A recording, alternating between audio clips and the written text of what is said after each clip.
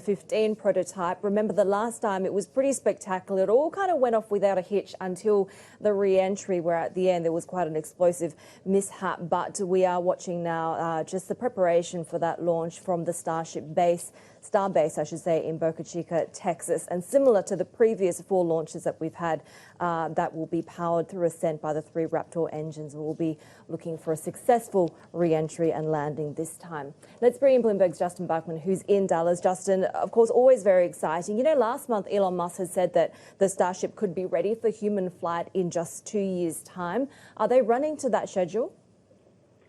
Well, I think he's always a very aspirational sort of a guy that pushes hard deadlines that may not always be realistic. So I don't really see 2 years as realistic because NASA itself doesn't really have the funding in place to be at the moon within that time frame. But, you know, it's definitely a case where they move a lot faster than people expect sometimes.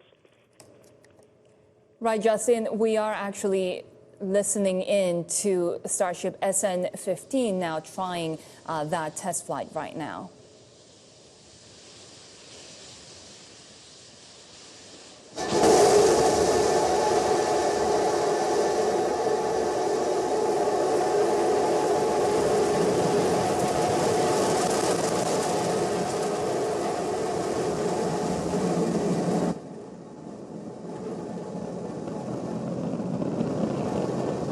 The SN15 test flight taking off from Boca Chica in Texas. This would be the SpaceX 5th version of the Starship. Of course, Justin, is always the re-entry, right? As we're talking about that really fiery crash landing that we saw a few times already. And after the SN10 also managed to land, but exploding a few minutes after touchdown. So what are you watching out for right now? Because, of course, we know that even when these test flights end in fiery finales, they do give out tons of data when it comes to the rocket's design, navigation, and other systems.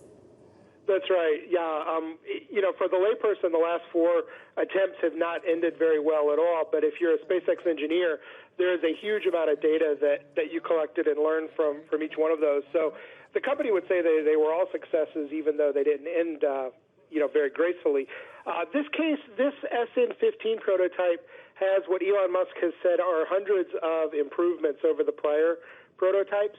So I think what's interesting about this one is not only does it land successfully in a different way, but if they're doing that belly flop maneuver where it gets to the top, the engine's cut off, and then it does sort of a sideways motion, is that going to be the same, or have they made some design changes there? So it's really interesting to watch these flight tests because you're always going to see slight variations from what went up the last time. So we know that SpaceX, Elon Musk, had designed the Starship as, you know, this very versatile, fully reusable craft. It can carry 100 metric tons.